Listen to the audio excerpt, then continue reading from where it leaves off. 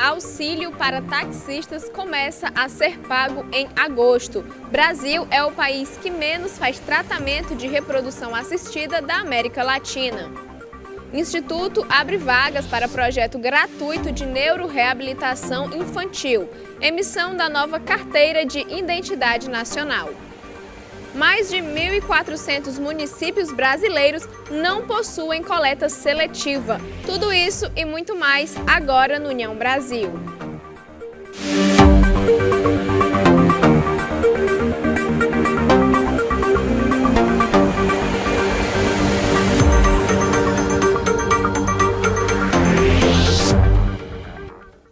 Olá, boa noite. Eu sou Érica Prado e começa agora o União Brasil. O Brasil ainda é o país que menos faz tratamento de reprodução assistida da América Latina. Mesmo com os avanços tecnológicos, o país sofre com a falta de democratização dos procedimentos para os menos favorecidos.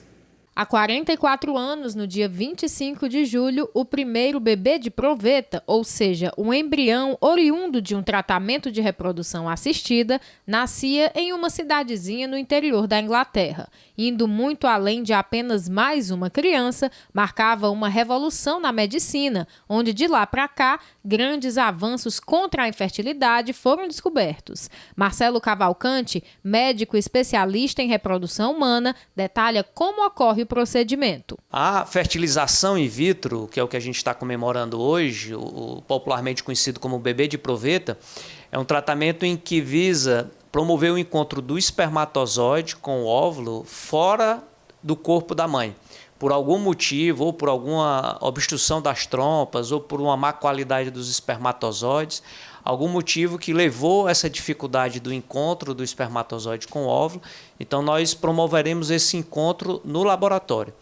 A paciente recebe medicações, que é um custo elevado do tratamento, que as medicações são hormônios em altas dosagens, que fazem com que elas ovulem, formem folículos. Na realidade, elas não podem nem ovular, elas formarão folículos e a gente vai retirar os óvulos desses folículos.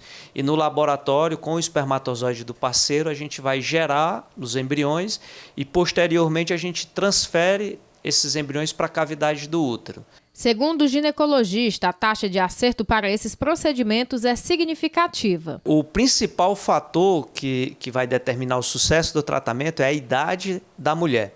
Se a gente realiza o tratamento em mulheres com menos do que 35 anos, as taxas de sucesso elas vão girar em torno de 50% a 60%. Então, metade dos casais, ou um pouco mais da metade dos casais, terão um resultado positivo já na primeira tentativa. Por outro lado, se a gente realiza um tratamento em mulheres que têm mais do que 42, 43 anos, essa taxa cai drasticamente, vai para em torno de 5%, entre 5% e 10% no máximo. Marcelo Cavalcante falou sobre a procura por esses métodos no Brasil. No Brasil existe uma demanda reprimida e que a gente tem observado um crescimento na busca do tratamento nas últimas décadas praticamente. E nos últimos anos esse crescimento tem sido em torno de 15% a 20% a cada ano do número de casais que procuram fazer o tratamento. Do tratamento especificamente da fertilização in vitro, porque existem outros tratamentos para casais com dificuldade para engravidar. O especialista afirma que no nosso país ainda há uma certa dificuldade de acesso a esses procedimentos. Infelizmente, a gente tem uma dificuldade de acesso aos casais, aos serviços de reprodução assistida, por falta de serviços no Sistema Único de Saúde. Nós não temos serviços suficientes disponíveis no serviço público. E ainda existe um custo muito elevado do tratamento na prática da clínica privada. Também não há cobertura pelos planos de saúde.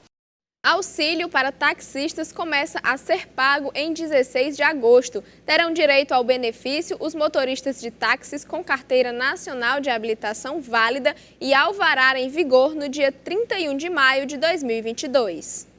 As duas primeiras parcelas do benefício emergencial aos motoristas de táxi serão pagas em 16 de agosto. Foi o que anunciou o governo nesta segunda-feira. O valor previsto é de R$ 1.000 por parcela. A previsão é que o pagamento das 6 parcelas do auxílio aos taxistas de todo o país seja realizado até dezembro. Uma segunda data de pagamento das 2 primeiras parcelas foi determinada para o dia 30 de agosto. Nesse dia, vão receber os taxistas das cidades cujas prefeituras eventualmente perderem o primeiro prazo para enviar os dados dos trabalhadores ao governo. Ainda não há previsão de como o pagamento vai ser feito. Será publicada uma portaria que vai regulamentar os detalhes sobre o benefício. Terão direito ao benefício os motoristas de táxi com carteira nacional de habilitação válida e alvará em vigor no dia 31 de maio de 2022. O valor e o total de parcelas do benefício poderão ser ajustados de acordo com o número de beneficiários cadastrados, respeitando o limite global disponível para o pagamento do auxílio, segundo o Ministério do Trabalho e Previdência. A nova carteira de identidade nacional começou a ser emitida esta semana. O documento não terá mais o número de registro geral, que deixará de existir. Começou nesta terça-feira a ser emitida a nova Carteira de Identidade Nacional, documento que adotará o número de inscrição do Cadastro de Pessoas Físicas como registro geral, único e válido para todo o país. O primeiro estado a emitir a carteira será o Rio Grande do Sul, e em seguida virão Acre, Distrito Federal, Goiás, Minas e Paraná. Não há ainda previsão para os demais estados. A nova identidade vem com um QR Code que pode ser lido por qualquer dispositivo apropriado, como o smartphone, o que permitirá a validação eletrônica de sua autenticidade, bem como saber se ela foi furtada ou extraviada.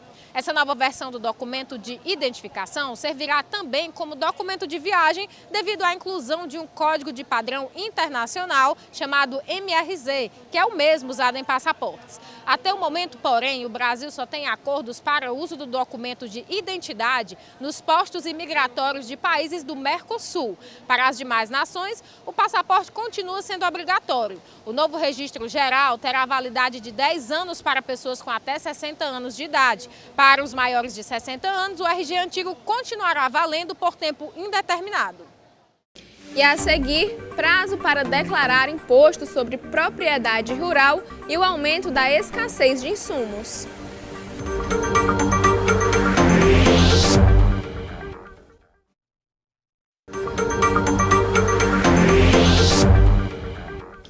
O Instituto Mão Amiga abriu vagas para um projeto gratuito de neuroreabilitação infantil e capacitação de mulheres em Fortaleza.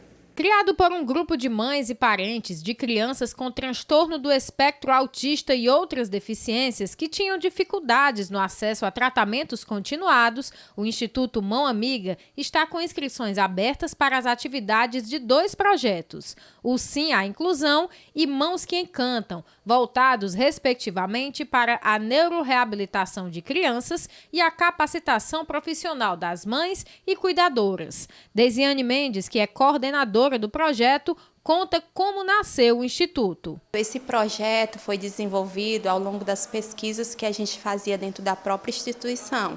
A gente observou que era necessário também, além de abrir novas vagas, para uma fila de espera que tem aí por toda Fortaleza de crianças com autismo, TDAH, deficiência intelectual e outras deficiências, a gente também observou que precisávamos aliar esses cuidados com as mães também. A coordenadora detalha como o trabalho é desenvolvido. As atividades vão ser as mesmas que vão ocorrer que já ocorrem na instituição, com a equipe de neuroreabilitação, que é o pedagogo especialista em AEE, o fisioterapeuta, o psicólogo, a fono e outros profissionais, dependendo da demanda da criança com deficiência, pois cada criança com deficiência tem a sua demanda em especial, a criança vai receber a terapia. Enquanto a criança estiver recebendo esse atendimento, a mãe ela vai receber cursos de capacitação, escuta qualificada e participar de vários projetos que serão desenvolvidos ao longo de 6 meses. Nós trabalhamos também a questão da interação e socialização, que é necessário também a questão da parte escolar, que na escola, inclusive, eles têm essa parte de interação lá na hora do intervalo, mas aqui a gente reforça na questão da interação entre eles mesmos. Deisiane Mendes destaca a importância do apoio às mães ou responsáveis por crianças atendidas na instituição. Atualmente, a instituição ela é um convênio com o SUS, porém é delimitado um limite de vagas e a gente tem um desejo de ampliar essas vagas. Por isso, a gente também precisa de apoio de novos profissionais que queiram se voluntariar. Clenildo Soares, que é mãe de uma das crianças atendidas na instituição, fala como se sente depois de conhecer o projeto e as dificuldades enfrentadas durante a caminhada. Eu me senti mais segura em saber que eu não estou só, que tem uma equipe que ajuda, que apoia, apesar de que as mães também precisariam desse apoio. Eu sempre digo que o que nós passamos é tudo muito novo, é tudo muito difícil, porque falar de TEA hoje é uma situação bem assim, as pessoas romantizam muito. Elas falam o lado bom, né, querendo passar uma imagem que eu não gosto muito, eu gosto de falar a realidade. Poucas mães têm coragem de falar o que a gente enfrenta no dia a dia. Momentos de crises, agressividade, quando eles estão descontrolados, que nem a medicação resolve. E uma coisa eu digo, primeiro a família, na maioria das vezes, abandona, depois a sociedade. Começa em agosto o prazo para declarar imposto sobre propriedade rural. Os proprietários de imóveis rurais devem apresentar a declaração do Imposto sobre a Propriedade Territorial Rural a partir de 15 de agosto, referente ao exercício de 2022. De acordo com a instrução normativa publicada pela Receita Federal no Diário Oficial da União de hoje, o prazo para a apresentação do documento termina em 30 de setembro. A obrigação de apresentar o documento vale para a pessoa física ou jurídica proprietária, titular do domínio útil ou possuidora de qualquer título. No caso de condôminos, a declaração deve ser apresentada por um de seus integrantes, quando o imóvel rural pertencer simultaneamente a mais de um contribuinte, em decorrência de contrato ou decisão judicial ou em função de doação recebida em comum. Quando o imóvel rural pertencer a mais de uma pessoa, o Imposto sobre a Propriedade Territorial Rural deverá ser apresentado por um de seus proprietários. Também deverão ser apresentadas as declarações de pessoas físicas ou jurídicas que entre 1º de janeiro de 2022 e a data da apresentação do Imposto sobre a Propriedade tenham perdido a posse do imóvel rural, em processo de desapropriação por necessidade ou utilidade pública ou por interesse social, inclusive para fins de reforma agrária. É também obrigatória a apresentação nos casos em que foi perdido o direito de propriedade pela transferência ou incorporação do imóvel rural, em decorrência de desapropriação por necessidade ou utilidade pública ou por interesse social. A instrução normativa descreve a documentação necessária a ser apresentada para o cálculo do valor do imposto. O pagamento do Imposto sobre a Propriedade Territorial Rural poderá ser parcelado em até 4 cotas de mesmo valor, mensais e consecutivas, desde que nenhuma cota tenha um valor inferior a R$ 50. Tanto a primeira parcela como a cota única deverão ser pagas até 30 de setembro. A escassez ou o encarecimento de insumos afeta 22 dos 25 setores da indústria brasileira. Lockdowns na China e guerra na Ucrânia agravam o problema. A invasão da Rússia na Ucrânia e os lockdowns em regiões industriais da China estão estendendo um problema que começou com a pandemia de Covid-19 em 2020. A escassez ou o encarecimento de insumos afeta 22 de 25 setores da indústria, aponta um levantamento da Confederação Nacional da Indústria. Segundo o levantamento, há 8 trimestres seguidos, as indústrias citam a dificuldade de acesso a matérias-primas como principal problema. No segundo trimestre deste ano, o setor mais afetado foi o das indústrias de impressão e reprodução, com 71,7% das empresas citando o problema. Em seguida, vem os setores de limpeza, perfumaria e higiene pessoal e indústrias de veículos automotores. Apenas 3 segmentos da indústria não mencionaram a falta ou os preços altos das matérias-primas como principal problema. Entre as indústrias de couros e artefatos sapatos de couro, o problema apareceu em terceiro lugar, citado por 37,2% das empresas entrevistadas. Nos segmentos de móveis e manutenção e reparação, o problema ficou em segundo lugar na lista. No próximo bloco, a falta de coleta seletiva nos estados e o aumento dos pontos no setor de serviços.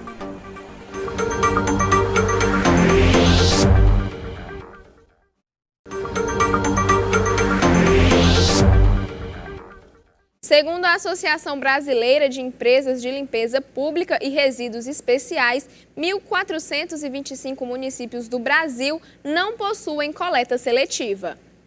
De acordo com os dados da Associação Brasileira de Empresas de Limpeza Pública e Resíduos Especiais, 1 em cada 4 cidades brasileiras não possui coleta seletiva. Ao todo, são 1.425 municípios. O cenário de atraso, informado pelo diretor-presidente da associação, Carlos Silva Filho, pode ser ainda pior do que as estatísticas indicam, uma vez que o processo é incipiente em grande parte dos 74 municípios restantes. Outro levantamento da Associação Brasileira de Empresas de Limpeza Pública e Resíduos Especiais de 2019 mostra a perda econômica gerada pelos resíduos recicláveis, que vão para os 2.655 lixões existentes no país. Anualmente, segundo a associação, são 14 bilhões desperdiçados. Segundo a Abrelp, são mais de 334 mil empregos gerados pelo setor de limpeza urbana e manejo de resíduos no país. 143.146 no Sudeste, 98.035 no Nordeste, 40.896 no Sul, 27.915 no Centro-Oeste e 24.587 no Norte. Segundo a Fundação Getúlio Vargas, o setor de serviços subiu 2,2 pontos no mês de julho. O índice de confiança dos serviços subiu 2,2 pontos em julho para 100,9 pontos e atingiu o maior nível desde setembro de 2013, segundo dados divulgados nesta quinta-feira pela Fundação Getúlio Vargas.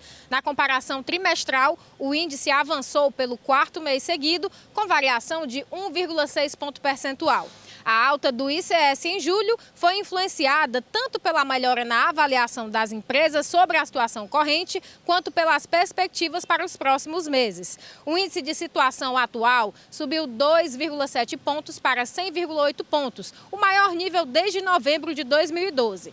Já o índice de expectativas avançou 1,6 pontos, chegando a 100,9 pontos, o maior nível desde outubro de 2021. Os resultados positivos dos últimos meses confirmam o bom momento do setor, responsável por cerca de 70% do produto interno bruto, que é a soma de todos os bens e serviços produzidos no país, puxados principalmente pela melhora da situação atual, mas também das expectativas. E na última sexta-feira, a Prefeitura de São Paulo confirmou 3 casos da varíola dos macacos em crianças no município. A Prefeitura de São Paulo confirmou o registro até o momento de 3 casos de varíola dos macacos em crianças no município. São as primeiras notificações no público infantil. De acordo com a Secretaria Municipal da Saúde, todas estão em monitoramento sem sinais de agravamento. No dia 23 de julho, a Organização Mundial da Saúde decretou que a doença é uma emergência de saúde pública de caráter global. A entidade levou em consideração o cenário extraordinário da doença, que já chegou a mais de 70 países. O primeiro caso europeu foi confirmado em 7 de maio no indivíduo que retornou à Inglaterra da Nigéria, onde a varíola dos macacos é endêmica. O vírus pode ser transmitido por meio do contato com lesões na pele e gotículas de uma pessoa contaminada, bem como através de objetos compartilhados, como roupas de cama e toalhas. A OMS também admitiu nessa semana que a transmissão também pode ocorrer através do contato sexual. E o União Brasil deste sábado fica por aqui. Se você tem alguma sugestão de pauta ou denúncia, mande pra gente por meio das nossas redes sociais, seja o Facebook, Instagram, WhatsApp, nosso canal do YouTube ou nosso e-mail jornalismo@redeunião.com.br. Você pode participar e ver o seu conteúdo aqui no nosso jornal. Muito obrigada pela sua companhia e um ótimo final de semana. União Brasil, informação além da notícia.